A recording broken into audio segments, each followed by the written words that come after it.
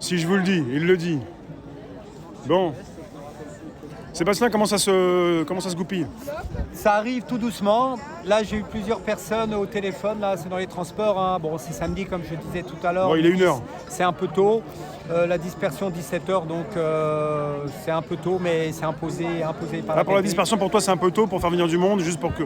Quoi, 4 heures? Oui, mais bon, je pense que les gens, quand 3 même, heures. vont venir. Hein. Ouais. Bon, simplement, ça aurait été mieux 18h. Oui, Bon, c'est mieux que rien. On est là, ici, hein, face à cette tour Eiffel. bien sûr. C'est agréable. Hein. Toi, après, tu vas des choses à dire, tu vas te lancer d'ici 14 heures, c'est ça? Oui, quelque chose à dire. Parce que t'as un discours, t'as du texte, t'as le haut-parleur, t'as tout ce qu'il faut Ouais, tout à fait. J'ai un peu de texte. pour attirer mon objectif. Bon, de toute façon, mes revendications, hein, tout le monde connaît. Moi, sûr. ça n'a pas changé. Hein. Pour ceux qui disent qu'on ne sait pas ce que veulent les Gilets jaunes, tes revendications n'ont pas changé. Eh ben, je peux les dire pour. Si tu veux, si t'as c'est 5 minutes. Mais c'est avec plaisir. Alors, là, je précise que je parle en mon nom. Rémi, je précise que je Oui. parle en mon nom. Oui, hein, oui. puisque pour moi, dans le milieu des Gilets jaunes, il n'y a pas de porte-parole, il n'y a pas de. Chacun est libre de dire ce qu'il veut, chacun est meneur, est leader de soi-même. Voilà. Donc pour moi, le numéro 1, c'est une vraie démocratie participative. Parce qu'on l'a vu dans le système de retraite, il y a 3 millions de personnes. Ok, citoyens, on vous entend, 49.3. Est-ce qu'on est vraiment en démocratie aujourd'hui? Pour moi, également, le pays doit retrouver une souveraineté financière et industrielle. Pourquoi financière?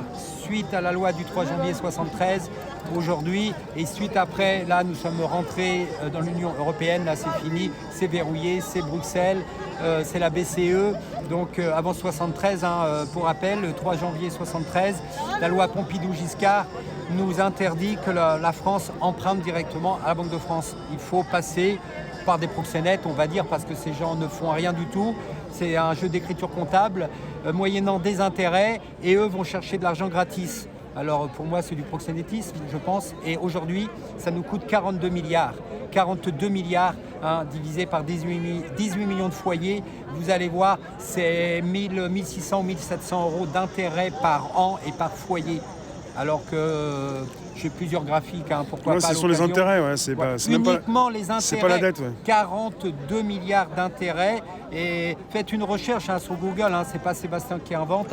C'est comme je disais, je vous invite comme la loi pour. Tu fais bien de le dire, allez faire vos recherches par vous-même. Mais oui, parce que si on impose quelque chose, le mieux, c'est d'envoyer des petits messages aux citoyens qui n'est pas encore dans la rue pour qu'ils fassent ses propres vérifications.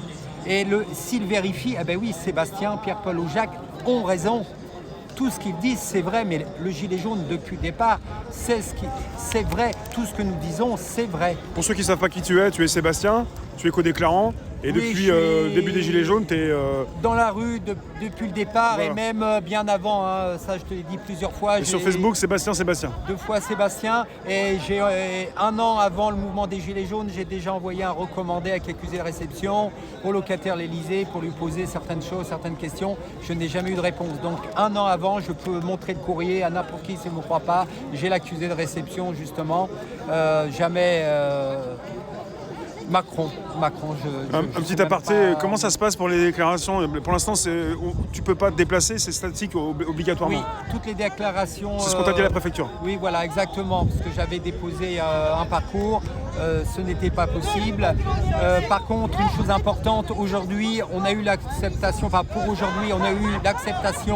à côté de l'Assemblée nationale. Ah oui? Et oui, et donc ça avait été accepté. Et j'ai appris qu'il y avait d'autres personnes qui avaient déclaré ici au Trocadéro. Du coup, j'ai envoyé un mail à la préfecture pour annuler et pour nous joindre ici. Ah, t'aurais quand même pu aller à l'Assemblée si t'avais voulu, mais en fait, tu t'es dit c'est mieux de se regrouper au même endroit. Ça me paraît. Ah, t'aurais pu quand même, on t'a pas refusé mais l'Assemblée. c'était accepté, j'avais la feuille de dépôt, tout. C'était validé par la préfecture. C'est intelligent, je trouve. Ça me paraît normal, il faut converger, parce qu'après, ces symboles de division, ça aurait été très maladroit, je pense. Donc, après concertation, de Florence, de Nadia et de Marie-Hélène, on a pris cet accord à l'unanimité d'annuler l'Assemblée nationale pour converger, pour nous rejoindre ici. Voilà. Pour revenir aux revendications, donc là, c'est très important. de retrouver cette souveraineté financière, on en a parlé, hein, aujourd'hui tout est verrouillé, et surtout industriel, parce que industriel, là, durant le confinement, on l'a vu, il y a 20 ou 30 ans, Renault était fabriqué en France, Citroën et puis tout ce qui s'ensuit, hein, dans sa quasi-intégralité. Aujourd'hui, qu'est-ce qui est fabriqué en France chez Renault? Plus grand-chose. Donc il faut retrouver cet outil industriel qui est impératif. Et c'est pas grave, Macron continue à dilapider le patrimoine, vend. Enfin bref, c'est scandaleux. On a une très grosse société d'équipement aéronautique qui s'appelle Lateco Air, qui a été acquis par une société américaine, je crois, enfin un fonds d'investissement à 80 ou 90%. Enfin, tout est bradé, c'est OPA sur OPA, ça part tout à l'étranger. Aujourd'hui, tout est verrouillé. La Poste, le capital de la Poste a fondu. Avant, l'État était majoritaire. Aujourd'hui, ils sont à 30 et quelques pourcents. C'est pas grave. Tu fais bien de le dire, parce qu'il y a beaucoup de personnes en France qui ne le savent pas. Je pense que la Poste, ça appartient à l'État. S'ils ont 30%, ils ne sont pas majoritaires, ça ne leur appartient plus. Voilà, ils sont minoritaires, donc quand il y a un conseil d'administration, ils ont que leur bouche à fermer, volontaire ou pas, c'est autre chose. Mais il y a 2 ou 3 ans, c'est la SNCF. Il y a 20 ou 30 ans, on s'est fait enfumer les autoroutes. Là, il y a maintenant quelques mois, c'est une loi qui est passée, évidemment. Hein, tous ces merdias tout pourris n'en parlent pas et en ont pas parlé, que certaines routes nationales aujourd'hui peuvent être privatisées. Et encore une fois, je n'invente pas, faites vos propres recherches pour vérifier. N'écoutez pas toute cette presse complètement corrompue. 9 milliardaires détiennent la quasi-intégralité de cette presse. Donc n'écoutez plus ça, faites vos propres recherches. Et là, vous allez comprendre. Et votre déclic ne doit pas venir d'autres personnes. Le déclic doit venir de vous-même suite à la recherche. Et je vous affirme, moi Sébastien, que vous allez prendre conscience de la réalité en éteignant, en jetant, en vendant votre télévision pour les gens endormis. Et votre réveil va se faire instantanément au bout de quelques jours, après quelques recherches sur le projet de vaccin, sur tout ce qui se passe depuis 1973 de toute façon. Vous faites vos propres recherches et vous êtes obligés de vous réveiller. C'est pas possible autrement. Je continue mes revendications. Donc il faut le retour à une banque publique afin de ne pas emprunter aux banques privées, on en a parlé. Donc création d'une banque nationale ou européenne. Hein. Bon, pour moi c'est banque nationale, Frexit pur et simple. Voilà, je n'ai pas à me justifier dessus. Comme je disais, 42 milliards que l'on verse aux banques privées chaque année. Hein. Il faut une guerre de l'évasion fiscale car c'est à peu près 100 milliards de perdus aujourd'hui et par an. Donc vous imaginez que les 100 milliards que l'on perd suite à cette évasion fiscale, c'est encore plus que le budget de l'éducation nationale. Alors vous imaginez Macron qui fait des fermetures d'écoles maternelles, de classes, enfin tout ce que vous voulez. Sans parler des hôpitaux. Voilà. Et des lits. Voilà, ça saute part aussi, mais c'est scandaleux, 100 milliards. Alors là, le 49.3 de la réforme des retraites, c'est soi-disant un déficit de 3,5 milliards. Mais là, c'est 100 milliards, là. C'est 30 fois plus. Donc, vous voyez qu'il y a bien de l'argent récupéré pour financer, pour que le citoyen puisse profiter de sa vie à 60 ans. C'est tout à fait possible. Mais par contre, là, quand on parle de milliardaires qui déposent leur petite fortune, leur petite mallette, leurs petits lingots ailleurs, là, c'est pas grave. On fait signe, oui, qu'il y a une guerre de l'évasion fiscale. Mais moi, je suis désolé, je peux vous affirmer que la guerre n'est pas vraiment pleinement faite parce qu'il y a l'argent récupéré et bien plus, encore une fois, pour réouvrir des maternités, des postes, hein, parce que là, cette guerre du Covid, ok, il y a peut-être des malades, mais s'il y avait 2,5 fois plus de lits de réanimation et de lits à population égale comme en Allemagne, je pense qu'on ne serait pas débordé à ce point aujourd'hui, hein, c'est une parenthèse. Donc les 100 milliards, il faut les récupérer de l'évasion fiscale pour réouvrir des hôpitaux de toute urgence. Et en plus, donc s'il y a des ouvertures, il peut y avoir des postes d'infirmières, de médecins. Donc je pense que nous avons tout à gagner, il y aura moins de chômeurs et tout ira bien. Donc voilà, moins de Pôle emploi. faut supprimer les aides et avantages des parlementaires. Eh bien oui, parce que est-ce que vous savez, chers citoyens, que pendant que Macron a enlevé 5 € d'APL à celui qui ne peut pas se nourrir aujourd'hui, parce que pour avoir l'APL aujourd'hui, il faut vraiment avoir un bas revenu, on enlève 5 € d'APL, mais eux se sont octroyés, tous les parlementaires se sont octroyés 1200 € d'aide au logement. Eh ouais, parce que Paris c'est cher pour se loyer. Donc eux s'octroient 1200 € sans condition de revenu, 1200 € par mois d'aide au logement à des députés, entre parenthèses, qui perçoivent quand même 5 ou 6 000 € de frais de fonctionnement, et ça a toujours été. Mais non, là, ils veulent encore 1200 € de plus, mais ça a été validé, c'est normal, puisque c'est pour eux, ils proposent, et c'est eux qui votent les lois. Donc, qui a voté contre? Faites la recherche. Voilà, vous avez tout compris, ce système verrouillé. Donc, est-ce que c'est normal que ces gens-là peuvent être avocats, comme ça, on est ministre, c'est fini, on n'est plus ministre, voilà, je veux être avocat. Eh bien, ces gens-là, sans passer à l'université, sans passer d'examen, deviennent avocats. C'est spécial cette histoire, tu nous en as déjà parlé, on est venu voir avec Alain. Tu nous as dit, les ministres, quand ils finissent d'être... ils partent pas forcément à la retraite, ils peuvent être avocats. Ben oui, demandez à M. Sarkozy s'il n'a pas un cabinet d'avocat par hasard. Mais il était avocat avant d'être... président. Nicolas Sarkozy était avocat? Je ne pense pas. Ah bon? Il a peut-être un niveau bac+2 ou bac+3 là, dans le droit, peut-être bien. Bon, je vais aller vérifier aussi. Ouais, je peux me tromper. Mais... Ou alors, s'il est avocat, là, je pense qu'il a 2 ou 3 vies derrière, alors, parce qu'il a fait plein de choses, cet homme. Donc voilà, c'est encore une fois un passe-droit, c'est inadmissible. Nos enfants vont s'endetter, vont faire 6-7 ans d'études pour être avocats, et eux, parce que ces gens-là sont parachutés dans un ministère ou à l'Assemblée, bon voilà, on peut être avocat. Non, c'est juste, pour être avocat, il faut des conditions, il faut des connaissances, ça se passe par des examens, par un jury, voilà quoi, c'est juste inadmissible. Bon. Après, tous ces gens-là qui prennent le TGV illimité Air France en conditions illimitées, en conditions première classe, non, c'est pas normal. Ils doivent avoir, comme nous tous, comme celui qui travaille, il a un salaire et c'est à lui de gérer. On précise, Sarkozy était déjà avocat, mais c'est Villepin qu'il est devenu grâce à sa fonction de Premier ministre. Ouais, Sarkozy a vraiment le diplôme d'avocat. Il était avocat, on précise, moi je pensais aussi, mais à vérifier. Mais il était avocat avant d'être président. Mais avant d'être président, il était ministre. Bon, on va vérifier. Ouais, les amis, vérifiez bien.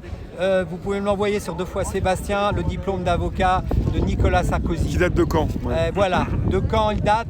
Moi, d'après mes informations, je peux me tromper, mais oui, effectivement, quand il est arrivé, quand il est président, quand il était locataire à l'Élysée, oui, il avait le statut d'avocat.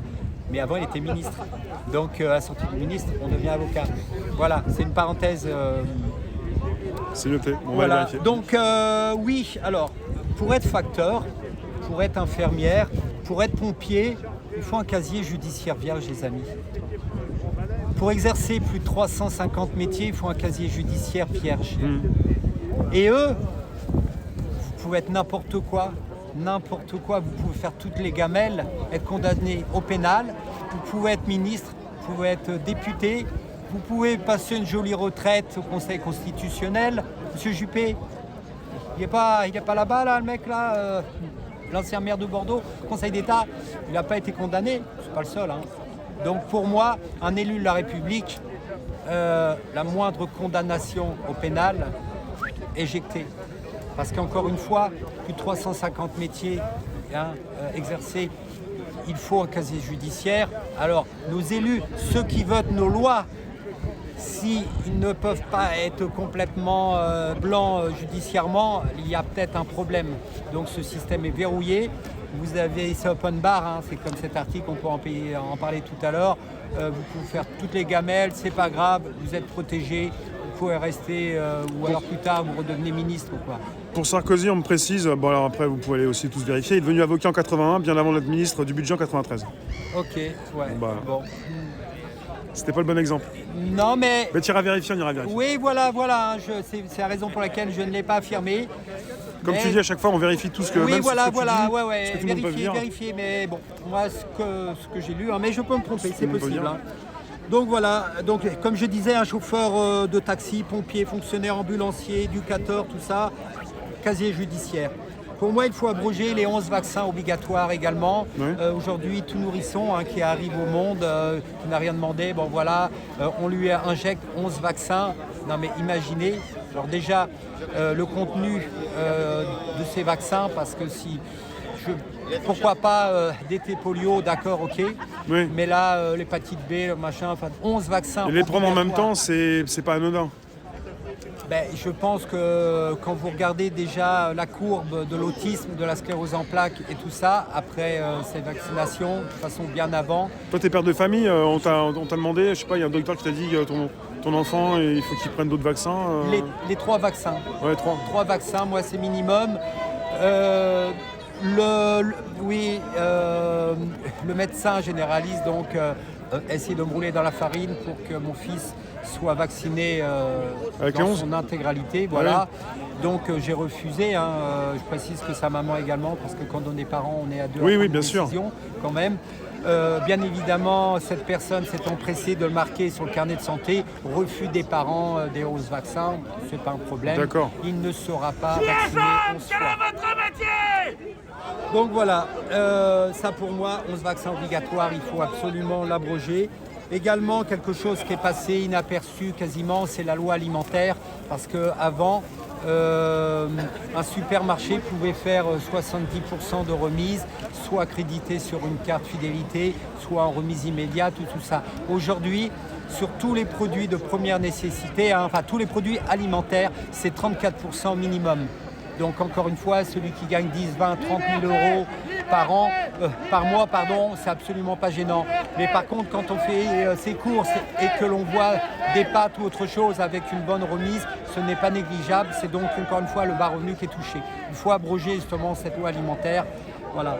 Là, il faut aussi également supprimer l'accord CETA. C'est un accord de libre-échange entre l'Union européenne et le Canada. Alors là, je vous invite à faire vos propres recherches. Je ne vais pas passer 1 heure à développer. J'ai les informations ici, mais bon, c'est trop long. Encore une fois, faites vos propres recherches. Sur le CETA, qu'est-ce que c'est vous avez du café, vous avez du bétail qui sont génétiquement modifiés, blindés d'OGM. Et donc voilà, il faut abroger justement cet accord entre le Canada et puis l'Union européenne, c'est scandaleux.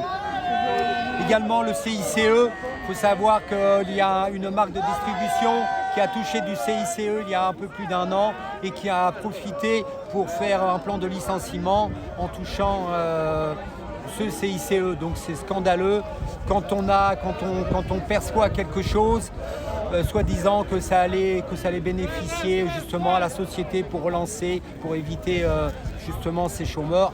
Mais ce serait peut-être plus important que ce CICE ne soit pas distribué justement à la grande distribution ou à l'employeur, mais plutôt aux salariés qui travaillent. Et là, c'est pas compliqué, il y a un budget, il faut diviser, enfin bref, après séparation. Je sais pas ce que tu en penses, camarade, parce que je te vois dire oui.